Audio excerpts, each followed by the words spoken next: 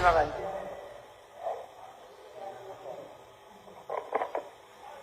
माननीय अध्यक्ष महोदय, पिछले दिनों 25 फरवरी को इस विधानसभा के अंदर झारखंड के माननीय राज्यपाल महोदय के द्वारा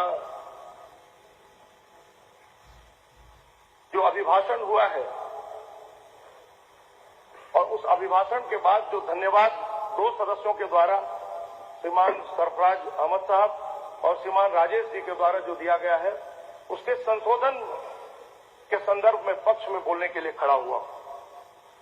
महोदय, ज्यादा दिनों की बात नहीं है, सिर्फ 2019 के पहले के कालखंड को हम याद करें कि झारखंड कहां था, कितनी तेजी से झारखंड आगे बढ़ रहा था। लेकिन आज झारखंड कहां है, इसकी तुलना अगर हम करेंगे तो आसमान और जमीन का अंतर महसूस होगा महोदय, आसमान और जमीन का। महामहिम राज्यपाल की तो मजबूरी है कि सरकार चाहे जो पढ़वा ले, झूठ का पुलिंदा पढ़वा ले, वो बेचारे पढ़ेंगे, उनकी वो संवैधानिक व्यवस्था है, मजबूरी है। लेकिन एक शरीफ आदमी, सरफराज साहब जैसे शरीफ व्यक्ति को भी झूठ बोलना पड़ा महोदय, बहुत आश्चर्य का विषय है। माननीय सदस्य, झूठ नहीं, असत्य महोदय, असत्य बोलना पड़ा महोदय। सरफराज साहब को भी बड़ा महोदय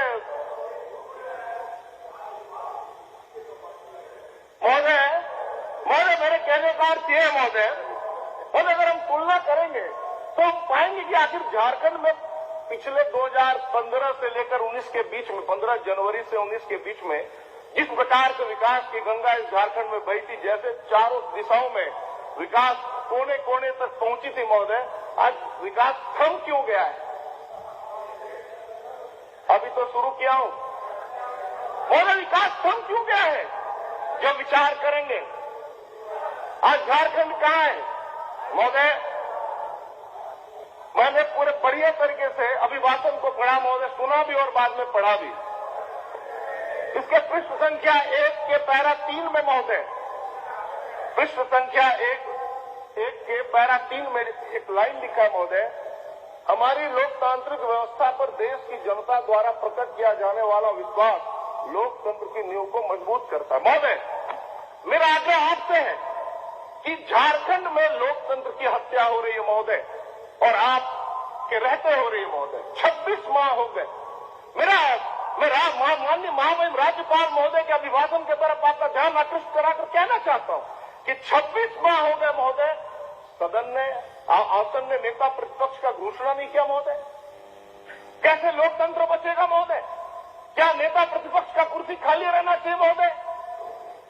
क्या नेता प्रतिपक्ष बाबूलाल मरांडी जी को नहीं बनाना चाहिए महोदय? महोदय सिर्फ इतना ही जानना चाहता है, सदन पूरे राज्य की जनता जानना चाहती है कि जब निर्वाचन आयोग ने माननीय बाबूलाल मरांडी जी को भारतीय जनता पार्टी का सदस्य घोषित किया, वोटर बनाया, तो महोदय आखिर इनको हम रोक कैसे सकते हैं महोदय?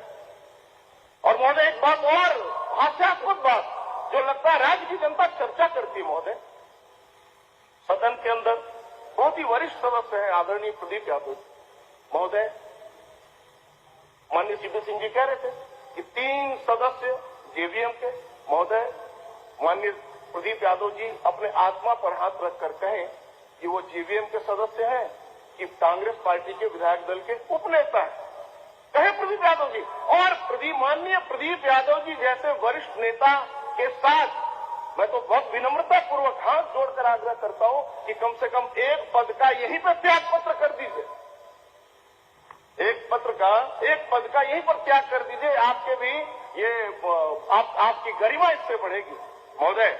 इससे आगे बढ़ना चाहता हूं। झारखंड कहां है?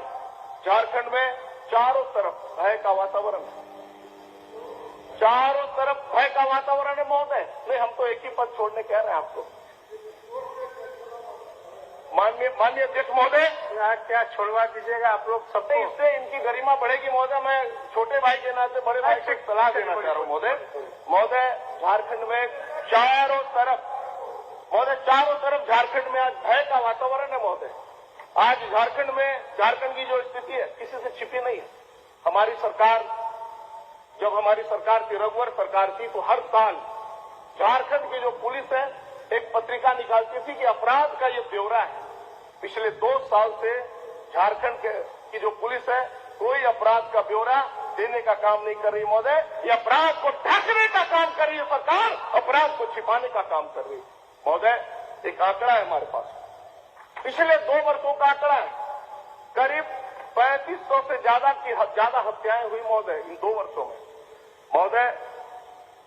3154 से ज्यादा दुष्कर्म की घटनाएं घटी है 2 वर्षों में महोदय। 1200 से ज्यादा लूट की घटनाएं हुई हैं, अपहरण की 42 घटनाएं और नक्सल वारदात की 578 घटनाएं महोदय सिर्फ 2 वर्षों में। कल्पना करिए महोदय कि आखिर जो नक्सली थे मात्र 2 साल पहले कौन सी बिल में जाकर छूट गए थे महोदय। उस समय भी यही पुलिस है और आज भी यही पुलिस है महोदय। पुलिस कर्मियों का कोई दोष नहीं महोदय, पुलिस के अधिकारियों का भी कोई दोष नहीं महोदय। दोष सिर्फ इतना है कि आज सत्ता के सिंहासन पर जो लोग बैठे हैं वो पुलिस का मनोबल गिराने का काम कर रहे हैं महोदय, पुलिस का मनोबल तोड़ने का काम कर रहे हैं महोदय। आज बहुत ही दुख के साथ कहना पड़ रहा है कि जो नक्सली गतिविधियां हैं वो सिर चढ़कर बोल रही है महोदय। आज इतनी बड़ी संख्या में अगर 572 से ज्यादा, अगर 78 से ज्यादा अगर नक्सली वारदात हुए हैं तो आने वाला कल हमारा सुरक्षित नहीं महोदय। अगर गांव, गरीब, किसान, मजदूर सुरक्षित नहीं रहेगा तो शहर के लोग भी सुरक्षित नहीं रहेंगे, हम और आप भी सुरक्षित नहीं रह सकते महोदय। राजभवन के दीवारों पर, जब राजभवन के दीवारों पर नक्सली पोस्टर चिपकाए जा रहे हैं तो कहां शहर सुरक्षित है महोदय। ये कौन चिंतन करेगा, कौन विचार करेगा महोदय। कई ऐसी घटनाएं राज्य में हो रही हैं, कई ऐसी घटनाएं हो रही हैं जिसका कोई उद्भेदन नहीं हो रहा महोदय। मैं अपने बोकारो के घटना की चर्चा करना चाहता हूं। लगभग 1 साल से ज्यादा हो गए सेजल झा की हत्या हुई, उसका अपहरण हुआ, उसको जमीन निकल गया, आसमान निकल गया, कहां गई सेजल झा कौन बताएगा महोदय। उसके जो परिजन हैं वो दर की ठोकर खा रहे हैं अपनी बिटिया का, कोई वो कहते हैं हमको कम से कम लाश ही दिखा दो उसका। पुलिस उद्भेदन करने में अक्षम है महोदय। बहुत सारी बातें कहने को है। अभी तो जिस प्रकार की स्थितियों का निर्माण हुआ है उसमें ऐसा लग रहा है कि जो पुलिसकर्मी है वो भी सुरक्षित नहीं महोदय। जो वकील हैं, जो न्याय के लिए हमारे और आपके लिए लड़ाई लड़ते हैं महोदय, वो भी सुरक्षित नहीं है। मैं आपको कुछ उदाहरण देना चाहता हूं महोदय। धनबाद में जज उत्तम आनंद की हत्या, उदाहरण नंबर 1। साहबगंज में जो महिला थाना प्रभारी रूपा तिर्की की मौत, इसके आगे महोदय पलामू में दारोगा लालजी यादव की हत्या की जो मौत है महोदय। इसके अलावा रांची में वकील मनोज झा और राम प्रवेश सिंह सहित जमशेदपुर में वकील प्रकाश यादव की हत्या, खलारी के विश्व हिंदू परिषद के नेता मुकेश सोनी की हत्या, बाल तस्करी और मानव तस्करी में कई हमारी बहनों को यहां से ले जाकर और दिल्ली और मुंबई में बेच दिया जा रहा है महोदय। सरकार इन सारे विषयों पर मौन है महोदय। अब तो ऐसा लग रहा है कि हम लोग विधानसभा में हेल्थ मेडिकल प्रोटेक्शन एक्ट की मांग कर रहे थे। अब जिस तरह से पुलिस की मौत हो रही है, कहीं पुलिस वाले भी मांग न करने लग जाए कि हमारे पुलिस वालों के लिए भी पुलिस प्रोटेक्शन एक्ट बनना चाहिए। मुझे ऐसा लग रहा है महोदय, कहीं वकील लोग भी मांगना शुरू न कर दें कि भाई हम न्याय की लड़ाई लड़ रहे हैं, हमारे लिए भी एडवोकेट प्रोटेक्शन एक्ट बनना चाहिए महोदय। थोड़ी चर्चा हम लोग करते हैं भूख की महोदय। आज नियोजन नीति की चर्चा होती है महोदय। हमारे नौजवान आज नौकरी तलाश रहे महोदय, टुकुर देख रहे कैसे हमें नौकरी मिलेगी महोदय। इस राज्य में बड़े ही गर्व के साथ कह रहा हूं कि एक व्यक्ति को नौकरी मिल गई महोदय। अगर नौकरी नहीं मिली, रोजगार मिला, और वो है हमारे माननीय मुख्यमंत्री जी महोदय, जिन्होंने खुद ही आवेदन किया। उन्होंने आवेदन किया महोदय कि मुझे पत्थर का माइंस चाहिए, और उन्होंने खुद ही साइन किया, खुद ही ले लिया महोदय। 5 लाख से ज्यादा नौजवान को साल में नौकरी देने वाले माननीय मुख्यमंत्री जी, रोजगार देने वाले, उनको बताना चाहिए कि राज्य के जो नौजवान है उनका कसूर क्या है महोदय। नियोजन नीति हमारी सरकार ने बनाई थी, 1985 को कट ऑफ डेट माना था। आपने कोई समीक्षा किया नहीं, आपने कोई समीक्षा नहीं किया, रद्द कर दिया। आप अगर समीक्षा करते पाते कि हाँ इसमें ये परेशानी है, रद्द करते, कोई बात नहीं थी, कोई परेशानी नहीं थी। लेकिन बगैर समीक्षा के अगर आपने नियोजन नीति रद्द कर दी तो इससे दुख का विषय दूसरा नहीं महोदय। महोदय, अभी एक विवाद सिर चढ़कर बोल रहा है झारखंड में, और वह है भाषा विवाद। महोदय, योजनाबद्ध तरीके से मेरा मानना है कि यह विवाद पूरी तरह से सरकार प्रायोजित विवाद है महोदय। सरकार ने जानबूझकर झारखंड को आग में झोंकने का काम किया महोदय। एक तरफ सबसे पहले सरकार ने योजनाबद्ध तरीके से भोजपुरी मगही को हटाने का काम किया, और जब भोजपुरी मगही हटा तो सदन में मौजूद है माननीय मंत्री हमारे बड़े भाई श्रीमान मिथिलेश ठाकुर जी। इन्होंने कहा कि भोजपुरी मगही लागू होना चाहिए। और एक और हमारे माननीय मंत्री जी सदन में अभी मौजूद नहीं है, माननीय जगन्नाथ महतो जी ने, जब उनका बयान आया मिथिलेश ठाकुर जी का, तो जगन्नाथ महतो जी कहते हैं कोई माई का लाल भोजपुरी और मगही शामिल नहीं करा सकता महोदय। अब आप ही बताइए कि सरकार के दो मंत्रियों के बीच में अगर इस प्रकार का विरोधाभास रहेगा, इसका मतलब है कि सरकार अल्पमत की सरकार है। सरकार को गिर जाना चाहिए, अभी विसर्जन करना चाहिए सरकार को महोदय। अभी सरकार को चला जाना चाहिए जब मंत्रियों में मतैकता नहीं है महोदय। महोदय, भाषा विवाद महोदय, भाषा विवाद एक ऐसा विवाद महोदय, सरकार ने आग लगाने का काम किया महोदय। और मेरा साफ साफ आरोप है सरकार के ऊपर कि इनको किसी भाषा से कोई मतलब नहीं है, न भोजपुरी से, न अंगिका से, न मगही से, न कुरमाली से, न कोटा से, न कुड़ुक से, न संथाली से, न मुंडारी से, न हो से, किसी भाषा से कोई मतलब नहीं है। इन्हें सिर्फ एक भाषा से मतलब है, और वो भाषा है उर्दू। वो भाषा है उर्दू, सिर्फ और सिर्फ उर्दू से मतलब है, दूसरा किसी भाषा से मतलब नहीं महोदय। आज महोदय, आज मैं सुबह सुबह शून्यकाल के दरमियान मैंने माननीय इरफान साहब जो भी उछल रहे हैं महोदय, मैंने इरफान साहब से पूछा, इरफान साहब क्या आपको उर्दू आती है? इरफान साहब बोले सदन में जवाब दूंगा। मैंने कहा इरफान साहब क्या आप उर्दू जानते हैं? कहा मैं सदन में जवाब दूंगा। महोदय, आप लोगों का अवसर जब आएगा, आज आपको शरीफ आपके अपने अवसर में बोलेंगे ना, आप अपने अवसर में बोलेंगे, आप इरफान अंसारी के श्रेणी में क्यों शामिल कर रहे हैं अपने आप को? महोदय, आप सर्वोच्च बाबू, आप महोदय बोलने दीजिए, महोदय को बोलने दीजिए। महोदय, मैं आपके माध्यम से बहुत ही विनम्रता पूर्वक इस सदन में जो 81 लोग बैठे हैं, इन 81 लोगों में एक बार जरा पूछ लीजिए कि कितने लोग ऐसे हैं जो उर्दू पढ़ने, लिखने और बोलने जानते हैं महोदय? क्या उर्दू 24 राज्यों की, 24 जिलों की बोले जाने वाली भाषा है महोदय? लिखने वाली भाषा, पढ़ने वाली भाषा है महोदय? तो अगर भाषा को राजनीतिक चश्मे से देखा जाएगा तो ये बहुत ही दुखद है महोदय। भाषा को कभी भी राजनीतिक चश्मे से नहीं देखा जाना चाहिए। भाषा तो संवाद का विषय है महोदय, भाषा तो संवाद का विषय है। आप सिर्फ वोट की राजनीति के लिए, आप उर्दू प्रेमी लोगों को खुश करने के लिए, आप महोदय एक बात और कहना चाहता हूँ, शायद इनको, मैं तो बन्ना गुप्ता जी सदन में मौजूद नहीं है, कहाँ है? नहीं है। मैं धन्यवाद देता हूँ, मैं बन्ना गुप्ता साहब को धन्यवाद देता हूँ, उन्होंने सत्य को स्वीकार किया महोदय। उन्होंने कहा कि हमें भारतीय जनता पार्टी से खतरा नहीं है, हमें दूसरे से खतरा नहीं है, हमें अगर खतरा है तो सिर्फ और सिर्फ हमारे मुख्यमंत्री से खतरा है। उन्होंने भांप लिया महोदय, उन्होंने भांप लिया। उर्दू कौन पढ़ता है? उर्दू वाले लोग किसको वोट देते हैं ज्यादा? कांग्रेस पार्टी को। अब वो महोदय, उनको इससे मतलब नहीं है, सरकार को सिर्फ इससे मतलब है महोदय, सरकार को सिर्फ और सिर्फ इसलिए मतलब है कि कैसे मुस्लिम तुष्टीकरण करे, जो मुसलमान बंधु है वो कैसे खुश हो। सरकार को सिर्फ और सिर्फ इससे मतलब है महोदय, सरकार को सिर्फ इससे मतलब महोदय। सरकार ने हिंदी को हटा दिया महोदय। हिंदी ने कौन सा कसूर किया था महोदय? ये पूरा सदन जानना चाहता है। आप कहिए, आप में से कौन हिंदी के विरोधी हैं? आप कहिए कि हम हिंदी का विरोध करते हैं।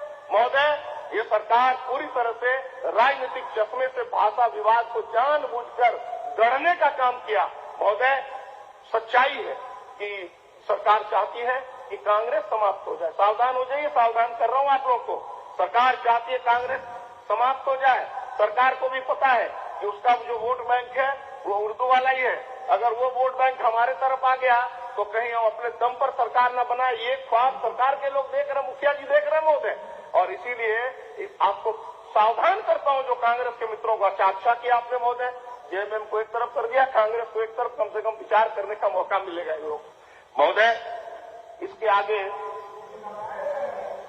महोदय इसके आगे मैं आपका ध्यान आकृष्ट कराना चाहता हूं महोदय कि झारखंड में जिस प्रकार से भ्रष्टाचार का आलम है, जिस तरह से लूट मची है महोदय झारखंड में, यह बताने की आवश्यकता नहीं है कि कैसे बालू की लूट हो रही पूरे राज्य में, कैसे पत्थर की लूट हो रही है पूरे राज्य में, कैसे कोयले की लूट चोरी हो रही है पूरे राज्य में, यह बताने की आवश्यकता नहीं है। माननीय मुख्यमंत्री जी ने तो घोषणा किया था, मेरे ही सवाल पर घोषणा किया था। माननीय मुख्यमंत्री जी ने कहा था कि मैं जब पिछले बजट सेशन में जब बालू पर विषय उठाया था तो माननीय मुख्यमंत्री जी ने खड़े होकर सीना चौड़ा करके कहा था कि अप्रैल महीने से जेएसएमडीसी बालू बेचने का काम करेगा। महोदय, 1 साल हो गया, कहां है आपकी घोषणा? क्या हुआ आपका घोषणा? महोदय, बहुत ही दुख के साथ कहना पड़ रहा है, जिस आज भी लोविंदा है, अभी लोविंदा को आप लोगों ने शांत करा दिया महोदय। लोविंदा इस्तीफा दे दिए? नहीं, इस्तीफा नहीं दिया, लोविंदा को शांत करा दिया महोदय। इतना मुखर वक्ता लोविंदा, आज लोविंदा को हम लोग ढूंढ रहे हैं महोदय। कोई तो है सदन के अंदर जो सत्य को स्वीकार करता है महोदय, और धन्यवाद देता हूं, झारखंड मुक्ति मोर्चा में भी ऐसे लोग हैं जो सत्य को स्वीकार करते हैं महोदय। और आज लोविंदा होते तो शायद हमारा समर्थन करते। महोदय, आपके इसके अलावा थोड़ी सी चर्चा, आपके पीछे माननीय 4 प्रखर महोदय, मेरे पीछे नहीं महोदय, मैं तो अपने अधिकार की बात कर रहा हूं। आपके लिस्ट में मैं तो महोदय आप ही के लिस्ट में 4 माननीय और है। अगर मुझे, मैं तो अभी 10 मिनट कितना बोला महोदय, 12-13 मिनट। महोदय, मेरा आपसे आग्रह है कि अभी जिस प्रकार का माहौल, अभी माननीय कृषि मंत्री जी मौजूद है। अब कृषि मंत्री जी बहुत सज्जन आदमी महोदय, बहुत सज्जन है महोदय। जब उठते हैं तो हम लोग भी बड़ा मुस्कुराने लगते हैं, लेकिन कृषि मंत्री जी अपने सीने पर हाथ रख के कहे, इन्होंने घोषणा किया था कि झारखंड के किसानों का ऋण माफ करूंगा। कितने किसान के ऋण माफ हुए? झारखंड के किसान जानना चाहते हैं महोदय। किसान आशीर्वाद योजना जो हमारी सरकार ने शुरू किया था, इस सरकार ने उसको रद्दे की टोकरी में डालने का काम किया महोदय, बंद कर दिया। रघुवर सरकार ने किसानों के हित में 5,000 रुपये प्रति एकड़ के दर से 5 एकड़ तक 25,000 और भारत सरकार ने 6,000 21,000 रुपये की राशि एक किसान को मदद के तौर पर दी थी, उसे भी बंद करा दिया है सरकार ने महोदय। बहुत सारी बातें कहने को है महोदय। अभी बिजली की स्थिति देखिए महोदय, 75 से ज्यादा पावर ग्रिड झारखंड में बनकर तैयार है महोदय। अब 75 से ज्यादा पावर ग्रिड बनकर झारखंड में तैयार है, लेकिन पावर ग्रिड में बिजली जोड़ने की ताकत और हैसियत ये सरकार नहीं रख पा रही है महोदय।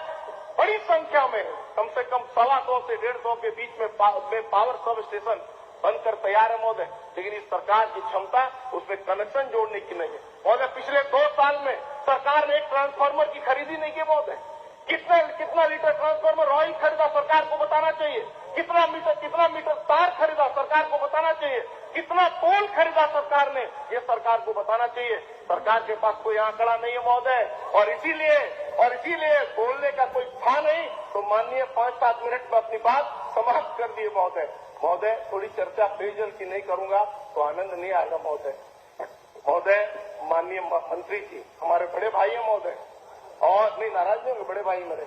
माननीय मंत्री जी हमारे बड़े भाई महोदय पिछले दिनों बोकारो आए थे हमारे विधानसभा क्षेत्र में, और आकर जब वहां प्रेस वालों ने इनसे क्वेश्चन किया कि विस्थापित जो पाइपलाइन से पेयजल आपूर्ति करानी है विस्थापित क्षेत्र में कराएंगे कि नहीं कराएंगे, इन्होंने कहा विस्थापित जो है वो तो अवैध तरीके से रह रहे महोदय। सरकार को सोचना चाहिए महोदय कि वो अवैध तरीके से नहीं रह रहे। उन्होंने अपनी पूरी जिंदगी दे दी महोदय। 2 रुपए 3 रुपए डिसमिल जमीन उनसे लेने का काम किया महोदय प्रबंधन ने, और आज पिछले 55 सालों से वहां रह रहे महोदय। जो भूमि पुनर्वास जो एक्ट है महोदय, वो तो यही कहता है ना कि 12 साल तक यदि उद्देश्य की पूर्ति नहीं हुई, वो भूमि उन विस्थापितों को वापस करनी चाहिए, वापस कर दिए माननीय मंत्री जी को समझना चाहिए। लेकिन मैं भी माननीय मंत्री से आग्रह करता हूं, बहुत ही विनम्रता पूर्वक, माननीय मंत्री महोदय, प्रधानमंत्री मोदी जी का ये संकल्प है, ये सपना है, ये सपना प्रधानमंत्री जी का है कि हर घर नल से जल। एक मिनट सीपी बाबू कुछ बोलना चाहना। मैं बिरंची नारायण जी के अभिभाषण में खलल डाला, तो थोड़ा इनको बताना चाह रहे हैं कि मिथिलेश ठाकुर जी माननीय मंत्री बड़े भाई हैं, तो बड़े भाई तो हैं, मेरा पता नहीं छोटा भाई होंगे, लेकिन ये इनके साथ भी प्रॉब्लम हो गया है। प्रॉब्लम ये है कि ये सिर्फ पेयजल मंत्री नहीं है, पूरे झारखंड का हर विभाग वाला ठेका भी इन्हीं के जी में है। हाँ माननीय महोदय, एक मिनट कुछ बोल रहे हैं, एक करते हैं हम माननीय सीपी सिंह जी का। कि कौन कौन ठेका हमारे जिम्मे है उसका फहरिस्त भी दे दे, और नहीं तो फिर माफी मांगे सदन से कि कौन कौन सा ठेका हमारे जिम्मे है झारखंड का, उसका भी बोले, उसको उनको माफ कर दिया जाए। सीनियर है इसलिए इनको हर बात को हवा में उड़ा दिया जाए, ऐसा नहीं है। या तो वो फहरिस्त दे कि कौन कौन सा ठेका हमारे जिम्मे है झारखंड का, और नहीं तो वो माफी मांगे, मुझसे व्यक्तिगत रूप से माफी मांगे। और मैं माननीय बिरंची नारायण जी को भी आगाह करा देना चाहता हूं कि जिस समय उन्होंने राजनीति शुरू भी नहीं की होगी, उस समय से हम विस्थापितों के लिए लड़ाई लड़े हैं। माननीय समय से विस्थापितों के लिए लड़ाई लड़े हैं। आज मैंने बोकारो में जो वक्तव्य दिया था कि विस्थापित चाहे कहीं भी रह रहे हो, पीने के पानी पहुंचाने की बात थी, और मेरा अच्छा सा बयान था कि एक एक विस्थापित के गांव में पानी पहुंचेगा पीने का। ये बात को तोड़ मरोड़ का चलिए आप समझ करिए। महोदय सिर्फ इतना ही कह देना कि जो विस्थापित क्षेत्र है वहां भी पाइपलाइन से बिजली जाएगी, मैं अभी बैठ जाऊंगा, कह देना पाइपलाइन से पानी जाएगा। पाइपलाइन से कहा था कि पीने का पानी सबसे जरूरी है जीवन के लिए, पीने का पानी उपायुक्त से बात करके, और अगर विस्थापित अभी रह रहे हैं उस जगहों पर, तो मैं पीने का पानी उपलब्ध करा। एग्रेसिव मत बोलिए, आपसे बोलवाना चाहता है, आप मत बोलिए, अपने समय में महोदय। चलिए महोदय, मैं कंक्लूड करना चाहता हूं सिर्फ एक विषय को लाकर। महोदय, बार बार सरकार ये कहती है कि केंद्र सरकार मदद नहीं करता, बार बार कहती है महोदय कि केंद्र सरकार मदद नहीं करता। महोदय, अब मैं आपको कुछ आंकड़ा बताना चाहता हूं महोदय कि केंद्र सरकार आपको कैसे मदद नहीं कर रहा भाई। 2021-22 में आपने बजट बनाया था 91,277 करोड़ रुपए का, भारत सरकार ने आपको दिया 39,942 करोड़। सच है कि नहीं? माननीय वित्त मंत्री जी बैठे हैं, 39,942 करोड़ दिया कि नहीं दिया? महोदय, पिछले बार से 19.62% ज्यादा दिया महोदय, बीजेपी के समय से। अब देखिए महोदय, उसके पहले का आंकड़ा बता रहा हूं मैं कि सरकार ने बजट बनाया था 90,000 करोड़ का लगभग, और हमारी भारत सरकार ने 33,389 करोड़ दिया महोदय। अब आप बताइए, इतनी राशि दे रही है भारत सरकार, और ये लोग कह रहे हैं महोदय कि हमको कुछ पैसा ही नहीं दे रहा, केंद्र रोके हुए हैं, केंद्र हमारा खजाना खा लिए। तो खजाना भरने के लिए आप क्या कर रहे हैं?